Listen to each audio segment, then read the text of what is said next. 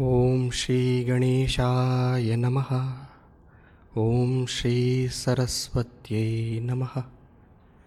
Om Shri Gurubhyo Namaha. Sashtang pranams to Pujya Guruji, Pujya Swamiji. Salutations to all the devotees of Pujya Gurudev assembled here.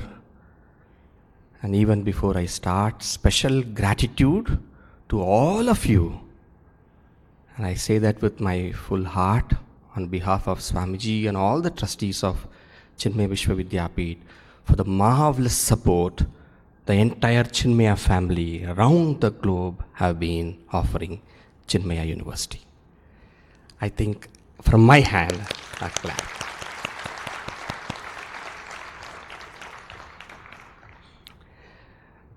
The topic which I would be taking in these half an hour presentation is there, so we have another 25 minutes, will be the vision and inception of Chinmaya University. Vision and inception of Chinmaya University.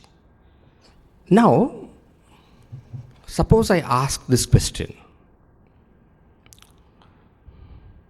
How do we want our youngsters to be educated? Do we want them to be proud of their culture, confident of themselves as human beings? Or do we want to just give some kind of education? We all know those who love and respect their parents, they grow up into wonderful individuals. They study well, they achieve great things, they bring reputation, glory to their family. We know all those things. The same applies to a nation also. Somebody who loves, who's proud of his country, such a person contributes greatly to the nation and he is a positive change bringer to the nation. But then, when we talk of this patriotism is a little compound kind, it's a complex kind of emotion. Because patriotism is not just love for, but it is also pride in. Love is from the heart. Pride is from understanding. There is part heart, part head in patriotism. Now, let me give an example. I love my mother and father. All of us love our mother and father. Love is because my mother, my father. But pride is slightly different. If my father is a drunkard, talks nonsense, violent, I will still love, but pride takes a beating. Yes? I will still love, but pride will not be there. Now, if we look at our country, is there opportunity merely to love? Or are there sufficient reasons to be proud? And in our education system, is it possible to reflect this aspect of what we can respect of our country? And only if we can do that, we will have our youngsters not only loving their land, but also proud of themselves being Indians. And only then we will have youngsters who contribute to the nation and never otherwise. We all know our children are our future. But let's also remember one thing. Our youngsters are our immediate future. Now, what is that about India which we can incorporate in our education? India is considered even now Jagat Guru. There was no aspect of the knowledge tradition India did not contribute to. Mathematics, decimal system, we were the ones who gave. Zero, we provided clarity. Infinity, we gave the inputs. Purnamada, Purnamidam, etc., etc. Biology you take, life science you take, horticulture you take, every aspect Indians have contributed. Ayurveda still remains one of the most potent natural ways of treating as well as prevention. Whether it is mathematics, linguistics, Panini in Ashtadhyayi, in a scale of just 4,000 sutras, the entire language has been brought into analysis, study. Any aspect of knowledge you take, you will find Indians have contributed. The question is why is it not reflected in our higher education? You can be very, very proud, all of us as Chinmaya Mission members. The entire nation has given Chinmaya Mission this great, grand, not opportunity, trust, that we will be that organization which is going to bring this amalgamation of the ancient Indian knowledge traditions with contemporary knowledge fields. We are the only university which is going to do this, and we are doing. And that is why under the deemed university, we come under a special category called de novo. The word de novo means altogether new. Can you please think, even imagine, that such a country with such a knowledge traditions, where the granny is sufficient to tell when the eclipse is going to happen, because the Panchangam is there. In this great grand country, our own children, our own youngsters are not given the knowledge of their forefathers. This great correction is happening at Chinmaya Vishwavidyapeeth.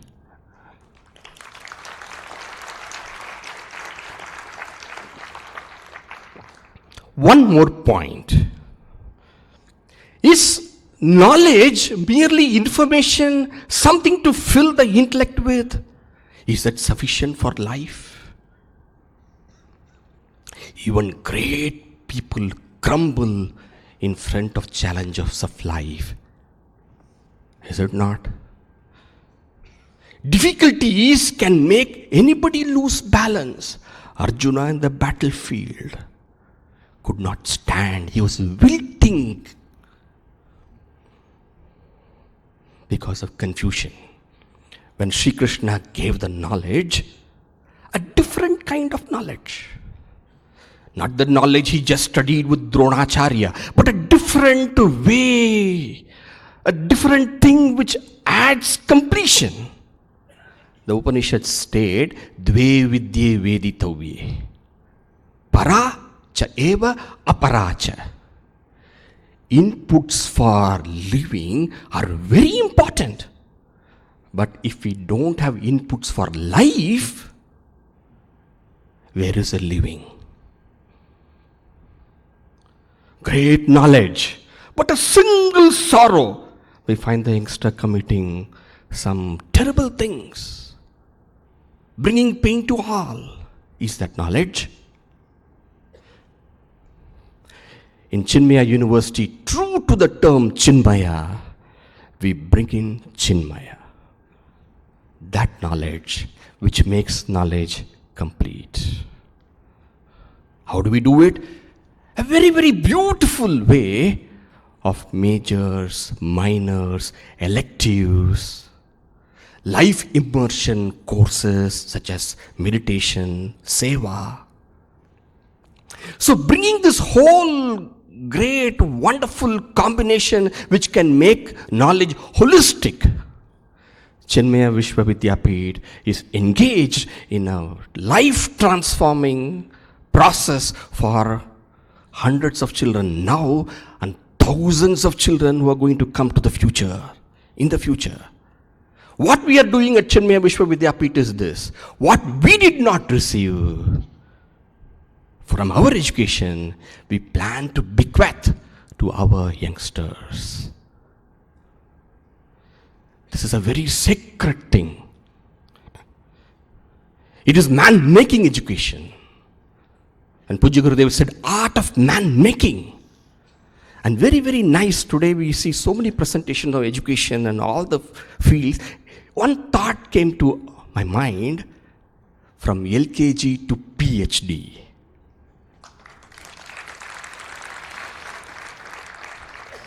With Chinmaya Vishwavidyapeeth, that cycle becomes complete. Now you may wonder, what is so great about this Indian knowledge? Indian knowledge, yes, it has got inputs for living, inputs for life. Wonderful, excellent. But let me tell you, there is something which is required for the whole world, which is there in our knowledge traditions. If this knowledge is lost, it is not a loss only for India, it is a loss for the whole world. No wonder, Swamiji, this is too much. But let me just give you an anecdote, and then I think it will become very clear. In the ashram of Mahatma Gandhiji in Sabarmati, there used to be every day morning before prayer time, chantings from the Bhagavad Gita, readings from the Quran, some kind of portions from the Bible and the Guru Granth Sahib. Everything was read. And then the prayers would go. And these newspaper fellows, they asked Gandhiji, in your ashram you chant the Bhagavad Gita, the Quran, the Bible and the Guru Granth Sahib. Please tell me what you love the most.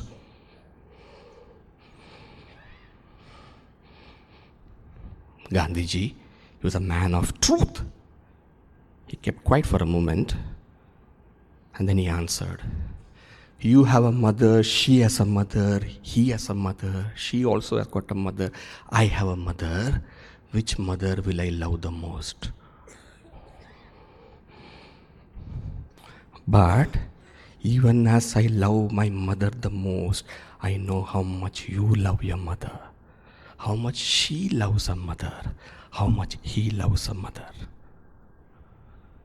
In loving my mother, I know how everyone feels about the mother. When this whole world is breaking into fragments because of narrow domestic walls and strife is written everywhere, wherever you put your finger on, if there's one tradition which can give to the whole world the message of unity, of oneness, of togetherness, that is your tradition, my tradition. If Indian knowledge tradition is lost, the world will be lost. We carry that light. We are that. What? Lighthouse in this ocean of turbulence.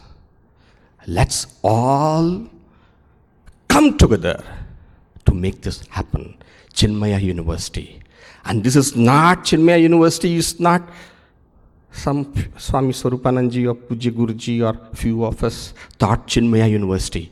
Way back in 1989, 1990, when Pujya Gurudev established Chinmaya International Foundation in the birth home of Adi Shankaracharya, he made a will, a commitment, a wish. This will become a university founded on Sanskrit. You know, when they opened the pyramids and then they had some paddy grains were there, they took that paddy grains and somehow it fell on the ground and it sprouted. 5,000 years after, vitality was there. The Satya Sankalpa of a Jnani, a Yuga Purusha like a Pujya Gurudev, makes things happen even when we do not know, It will happen. It will happen. And one thing interesting I should tell you, in 2009, one of the devotees of one of the relatives of one of the devotees had come to CIF, and there I was talking about the university and all those things, and the person got inspired and said, can I give for Chinmaya? Can I give for a university, Sanskrit university? And then he took 10 lakhs. And can I give? I said, please wait, I can't accept it. I sent an email because how do we know? Gurudev said at that time, how do we know? I sent an email to Guruji. Next day morning, Guruji's email came. If Pujya Gurudev said it, it will happen. Accept it. History is in the making. History is in the making. Our generation has got this opportunity to make a very, very, very wonderful university for posterity. Not just for our children, not just for our children's children, and not just for children of this country, not just children of a few generations, forever. Because it is Satya Sankalpa. Nothing more I have to say. Let's start all details, what are the courses, etc., which you can always have. But we are blessed because we have this opportunity to serve. Are you all with me? Do you feel the same thing?